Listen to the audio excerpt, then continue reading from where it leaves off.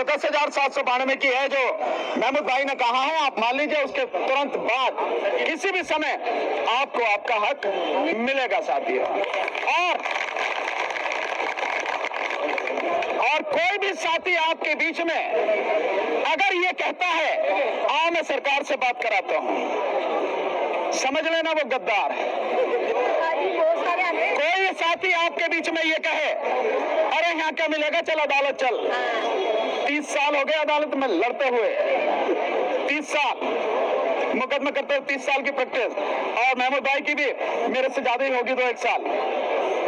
इतने साल हो गए अदालतों से किसी को कुछ नहीं मिला, और जो कहता है कि अदालत से मिलेगा, चलो अदालत, मान लेना कि वो भी गद्दार है।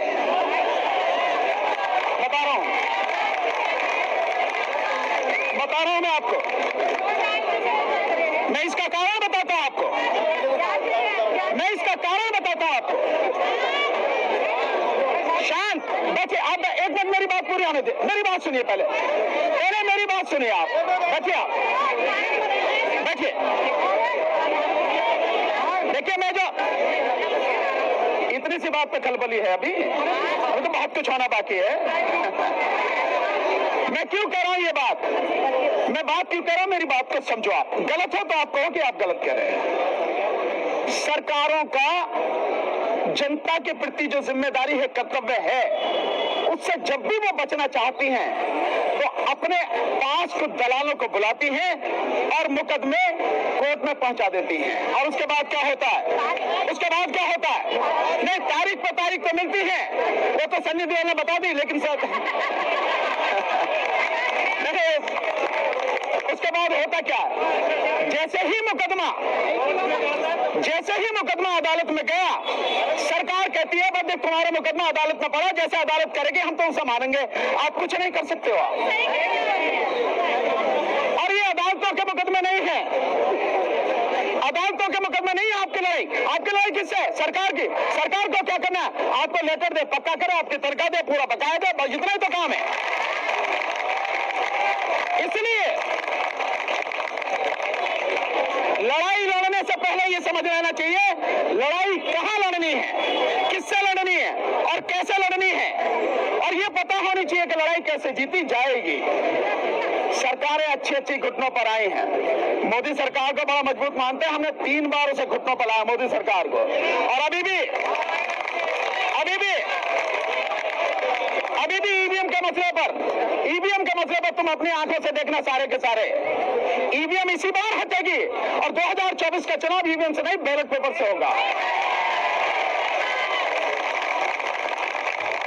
जो सीएनआरसी का मसला था, सीएनआरसी के मसले पर सरकार घुटनों पर आई, आज तक लागू नहीं कर सकी। बताओ झूठ है क्या, सच है ना सच। किसानों का आंदोलन 13 महीने उनके साथ खड़े हुए थे, अब फिर आ रहे हैं किसान, उनके साथ खड़े अभी भी हम। घुटनों पर आई नहीं आई सरकार, 750 लोगों का बलिदान हुआ, लेकिन आई घुटनों पर। और एक कानून सुप्रीम कोर्ट ने भी वो कानून को बदल दिया था, सरकार ने भी बदल दिया था, लोग सड़कों पर आए, 15 लोगों की जान गई, लेकिन उसके बाद में सरकार भी झुकी और सुप्रीम कोर्ट भी झुकी। ये सारी चीजें हैं, आपको घबराने की जरूरत नहीं है, अपने में विश्वास पैदा रखने की जरूरत है। महमूद भाई ने जो आपको बताया ना, मालिक और नौकर वाली, आप अपने आप को पहले ये अपने अंदर से कहो कि हाँ मैं मालिक हूँ, वो जो बैठा है नौकर है मेरा।